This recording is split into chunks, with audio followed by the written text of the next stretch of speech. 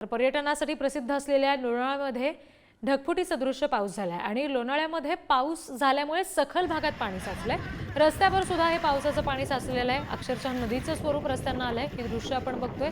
साधारणपणे गेले 24 तास पावसाची जोरदार बॅटिंग तिथे सुरू आहे। कारला मळवली इथले रस्ते आता दिसेनासे झाले। काही पर्यटक हे रस्त्यावर आलेले या पावसाचा आनंद घेताना सुद्धा दिसतात।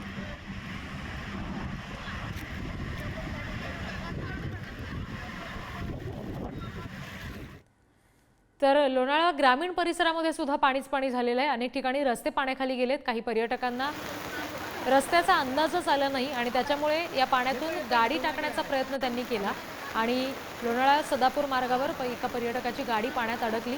स्थानिकांच्या मदतीने वाहन चालकाला गाडीच्या बाहेर काढण्यात यश आलं।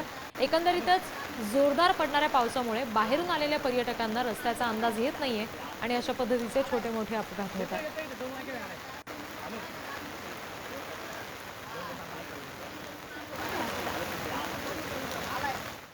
या पावसाचा परिणाम आता वाहतुकीवर सुद्धा होतोय। मुंबई